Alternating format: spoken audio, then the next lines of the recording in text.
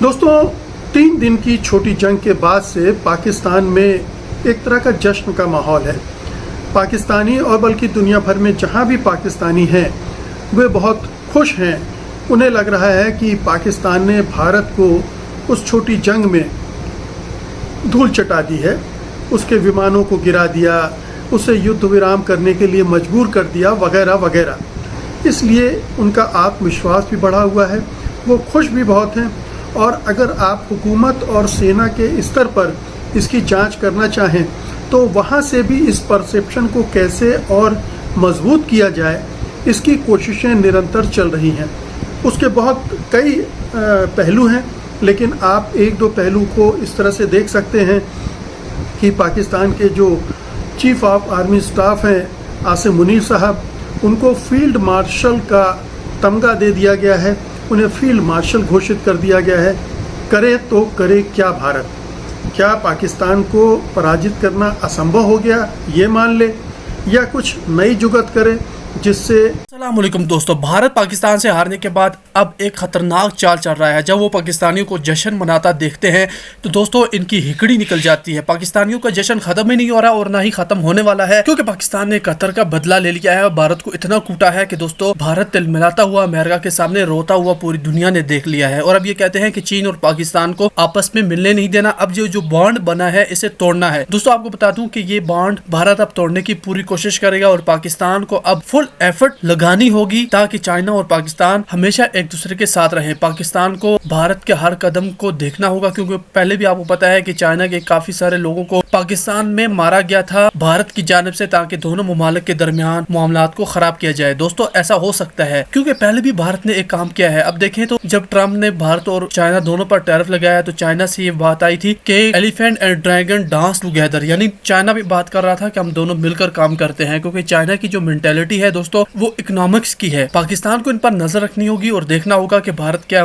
Move लेता है, next क्या मूव लेता है चाइना की तरफ, क्योंकि उन्होंने ये बात तो अपने दिलों पर लिख ली है कि वो चाइना को जिंदगी भर हरा ही नहीं सकते। उनका जयशंकर कहता है कि हम पागल तो नहीं है कि इतनी बड़ी इकोनॉमी के साथ लड़ सके। अब ये करेंगे कि पाकिस्तान के खिलाफ चाइना को उकसाने का काम करेंगे और दोस्तों ऐसे तजवीजें बनाएंगे, लेकिन आपको पता है कभी भी कामयाब नहीं होंगे। पहले इन्होंने जो किया था पाकिस्तान और चाइना को अलग करने के लिए वो भी कामयाब नहीं हुए। अब जब चाइना ने इन अपॉर्चुनिटी दी थी कि dragon and elephant dance together की, यानी हम आपस में ही ट्रेड डील कर दें, तो इन्होंने वो मौका गवा दिया, जिसका पाकिस्तान को फायदा ये हुआ कि पाकिस्तान और चाइना आपस में बहुत ज्यादा करीब हो गए हैं। क्योंकि दोस्तों ये मकार दुश्मन है और आपको इसकी हर मूव पर नजर रखना होगी। दोस्तों आगे भी सुनाता हूँ, आपको भी अंदाजा होगा कि वाकई ऐसा किया जा सकता है और कभी भी कुछ भी चीज जब बैनुल-अक़वामी रिश्ते हो तो इम्पॉसिबल नहीं होती। यहाँ पर रिश्ते कायम तब रहते हैं जब आपके मुफाद कायम रहते हैं। आपको पता है रूस पाकिस्तान के साथ गवादर के लिए खड़ा है, उसने इस जंग में भारत का साथ नहीं दिया है। अब अफगानिस्तान को भी सीपैक में जब ऐड किया गया है तो अफगानिस्तान के भी रुख दोस्तों अब पाकिस्तान के साथ अच्छे होते जा रहे हैं, यानी जब आपके मफाद मिलते हैं तो बैनुल-अक़वामी रिश्ते बनते जाते हैं। तो ऐसे ही ये कर रहे हैं कि चाइना को पाकिस्तान के साथ अलग करने की नई नई साजिशें तैयार करेंगे, लेकिन इन्हें हर बार मुंह की ही खाना पड़ेगी।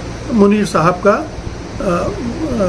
योगदान सबसे बड़ा था, और ये भी कि इससे आगे भी जो पाकिस्तानी हुकूमत है शहबाज शरीफ के नेतृत्व वाली, वो उनको खुश करने में लगी हुई है। तो पहले तो फील्ड मार्शल दिया गया, अब ये कहा जा रहा है कि नवंबर में वो रिटायर होने वाले हैं तो उन्हें 2 साल का और एक्सटेंशन दिया जाएगा और शायद उसके बाद फिर 5 साल का और एक्सटेंशन दिया जाएगा। पाकिस्तान का हौसला इतना बुलंद दिख रहा है। अब सवाल उठता है कि क्या अगर चीन पाकिस्तान के साथ है तो भारत की रणनीति क्या होगी, भारत कैसे लड़ेगा? क्योंकि भारत को अब पाकिस्तान से नहीं चीन से लड़ना है, चीन का मुकाबला करना पड़ेगा अगर वो पाकिस्तान से लड़ने जाता है। ये चीन ने इस छोटी सी जंग में भी इशारे में बता दिया है, युद्ध के साजो सामान तो वो दे ही रहा है, लेकिन अगर जंग भड़कती तो वो दूसरा फ्रंट भी खोल सकता था, भारत को तरह तरह से दबाव में लाने की कोशिश कर सकता था। तो इस जंग ने जो भारत के सामने एक बड़ा सवाल खड़ा कर दिया है कि क्या वो पाकिस्तान से लड़ने के लिए ये जोखिम लेगा कि चीन से भी युद्ध करे, और अगर ऐसा हुआ तो कितना भारी नुकसान उसे उठाना पड़ सकता है। अगर आप हमारे फौजियों से बात करेंगे तो वो अपनी पूरी प्रिपेयर्डनेस दिखाएंगे, सरकार भी दम ठोक कर कहेगी कि हम तो तैयार हैं, लेकिन सच्चाई दुनिया जानती है और हमारी सेना भी जानती है और सरकार भी जानती है और हम सब भी जानते हैं कि चीन से लड़ना दरअसल अपने पैरों पे कुल्हाड़ी मारने जैसा होगा। लेकिन इसका ये भी मतलब नहीं है, करे तो करे क्या भारत? क्या पाकिस्तान को पराजित करना असंभव हो गया ये मान ले, या कुछ नई जुगत करे जिससे?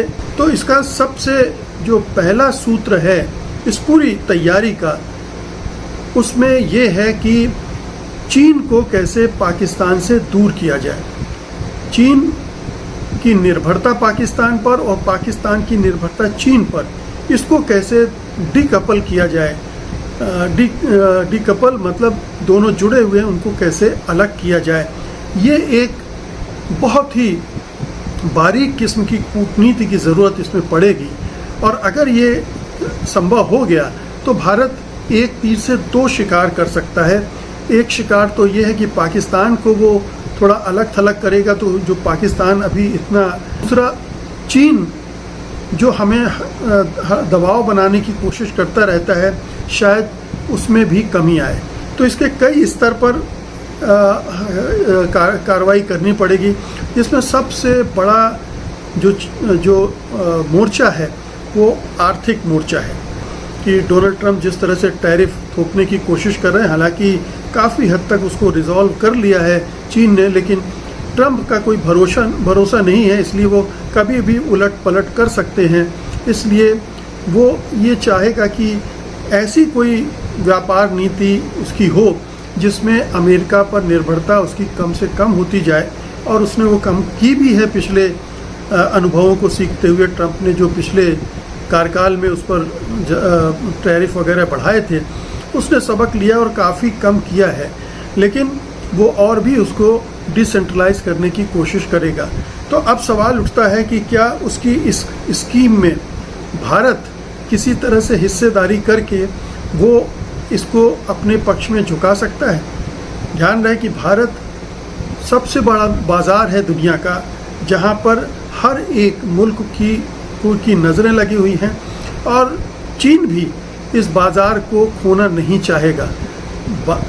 अगर भारत का बाज़ार माइनस हो जाए तो चीन के लिए बहुत बड़ी चुनौती खड़ी हो जाएगी। बार बार ये कहा जाता है कि चूँकि पाकिस्तान में चीन ने इतना इन्वेस्टमेंट कर दिया है, इतना पैसा लगा दिया है और अपने इंटरेस्ट इतने वहाँ पर उसने इन्वेस्ट किए हैं कि वो पाकिस्तान से दूरी नहीं बना सकता है और हिंदुस्तान के उतना करीब नहीं जा सकता है। लेकिन कूटनीति में हर चीज़ के हल होते हैं, हर चीज़ की चाबी कुंजियाँ होती हैं, खोलने वाला चाहिए। अगर आप ये देखेंगे कि भारत और पाकिस्तान के साथ चीन का व्यापार कितना है, तो उसमें 5 गुना का अंतर है। दूसरी बात यह है कि भारत से उसे जो चीज़ें मिल रही हैं वो पाकिस्तान से नहीं मिल रही। मसलन भारत के साथ व्यापार में इलेक्ट्रॉनिक्स, मशीनरी और केमिकल्स ये हैं, और इसके अलावा जो सी पैक कार्यक्रम है, बलूचिस्तान में ग्वादर पोर्ट का कार्यक्रम है, और BRI जो है बेल्ट रोड इनिशिएटिव, ये जो उसके पूरे कार्यक्रम हैं वो बहुत महत्वाकांक्षी हैं, और वो उसको इतना महत्व दे रहा है क्योंकि उसके ज़रिए वो यूरोप, मिडिल ईस्ट, इन सब जगह और अफ्रीका, इन सब जगहों पर अपने व्यापार के रास्ते खोल लेगा, और समुद्र मार्ग से वो उसका पूरा रास्ता बहुत कम हो जाएगा। फिर मिडिल ईस्ट से जो फ्यूल वगैरह, पेट्रोलियम प्रोडक्ट्स वगैरह वो आयात करता है, उसका रास्ता भी छोटा हो जाएगा। तो माना जा रहा है कि 30 से 40% का फ़र्क पड़ सकता है जो चीन आयात करता है, उसमें एक मेजर ये कमी आएगी उसके इंपोर्ट बिल में, और इसके लिए वो इस पूरे रास्ते का इस्तेमाल करना चाहता है और इसको बनाने की कोशिश में है। और पाकिस्तान उसके लिए पूरी तरह से समर्पित है, वो हर तरह की सुविधा दे रहा है। ये एडवांटेज भारत नहीं दे सकता है, लेकिन भारत इन सब मामलों में एक दूसरा काम कर रहा है जिसकी तरफ ध्यान देने की ज़रूरत है, और वो है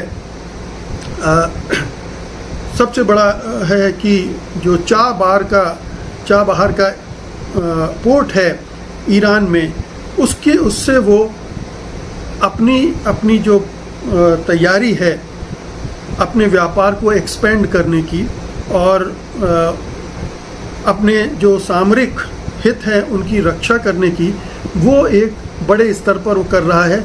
उसको अगर गति मिलेगी तो इधर चीन के मुकाबले उसकी तैयारी और बड़ी होगी। और उसमें देखिए दो तरीके हैं, ये एक पूरी तरह से चीन को समर्पित हो जाना, चीन के साथ हर तरह के लिए समझौते के लिए राज़ी होना, ये रणनीति नहीं है। रणनीति ये है कि चीन के इंटरेस्ट को थोड़ा सा बढ़ाया जाए ताकि वो पाकिस्तान से अलग हो, और चीन को अपनी ताकत बढ़ाकर थोड़ा सा डराया भी जाए कि आप चीन को पाकिस्तान न समझें। तो चीन एक हद तक तो पाकिस्तान का इस्तेमाल करेगा ही और कर भी रहा है। उसे तरह तरह से आश्वासन भी दे रहा है कि अगर इंडस वाटर ट्रीटी को भारत ने रोक दिया है तो हम जो बांध बना रहे हैं गिलगिट के क्षेत्र में उससे आपको पानी देंगे। तो पाकिस्तान की समस्याओं को वो एड्रेस कर रहा है ताकि पाकिस्तान उसकी जो जियोपॉलिटिक्स है उसका भी हिस्सा बने, उसके व्यापार मार्ग को खोलने में हिस्सा बने। इसीलिए उसने पाकिस्तान को भी जोड़ा है और अफ़गानिस्तान को भी अभी हाल में जोड़ा है। तो ये कोशिश चीन कर रहा है। इसके बरक्स भारत की कोशिश चाबहार पोर्ट के ज़रिए होगी, जिसके ज़रिए वो पूरे मध्य एशिया में अपने BRI प्रोजेक्ट और CPEC प्रोजेक्ट से हासिल करने की कोशिश कर रहा है। वही भारत चाबहार प्रोजेक्ट से, और एक और प्रोजेक्ट है जो उससे जुड़ा हुआ है, वो है international north south transport project. इस कॉरिडोर उसमें वो उसके ज़रिए पूरे मध्य एशिया में तजाकिस्तान, कजाकिस्तान वगैरह में वो अपने लिए रास्ता खोल रहा है। और उस प्रोजेक्ट में रूस भी शामिल है।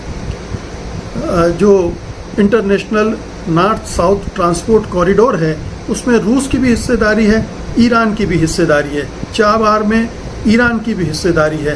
तो इस तरह से इन तमाम देशों को जोड़कर, और उसमें अफ़गानिस्तान का भी फ़ायदा है क्योंकि उस कॉरिडोर से वो अफ़गानिस्तान से भी गुजरेगा, और उस कॉरिडोर की वजह से भारत की निर्भरता अभी जो पाकिस्तान पर है कि सारा जो लेन देन पाकिस्तान के रास्ते से करना पड़ता है, और जिसमें पाकिस्तान तमाम तरह की अड़चनें खड़ी करेगा, और कभी युद्ध की स्थिति हुई तो सारा बंद भी हो सकता है।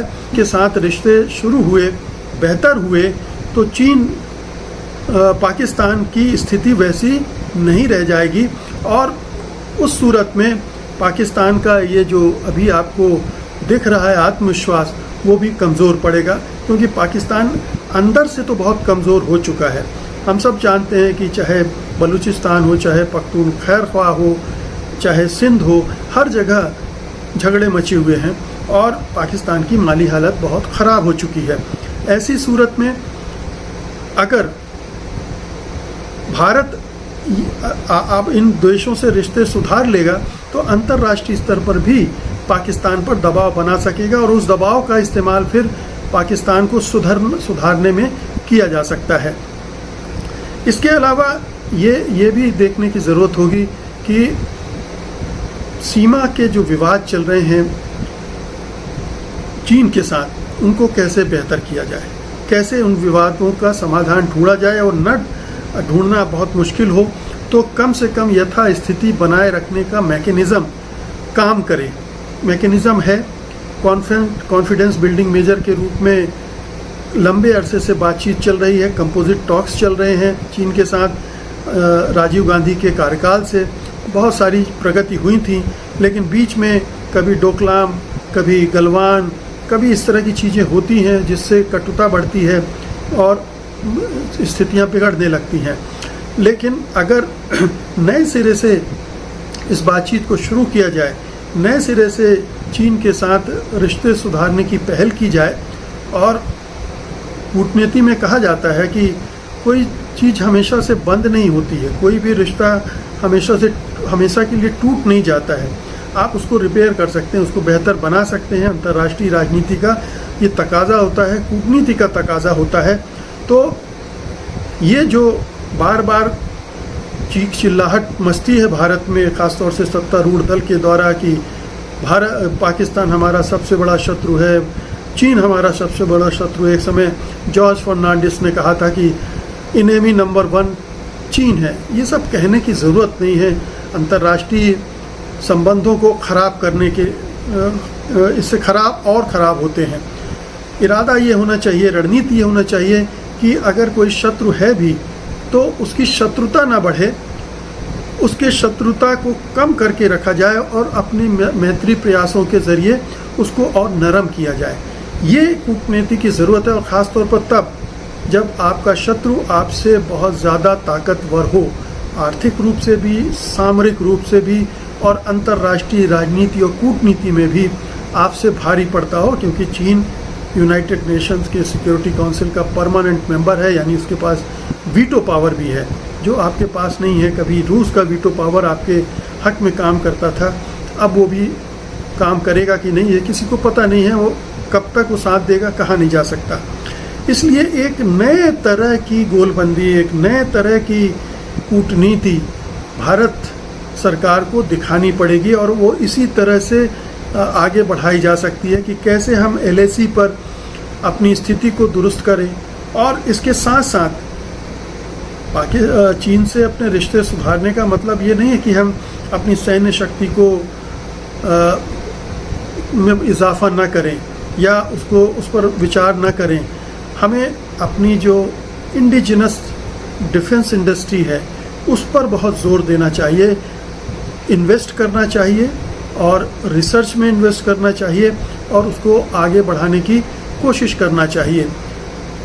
ये एक इसका चौथा सूत्र है।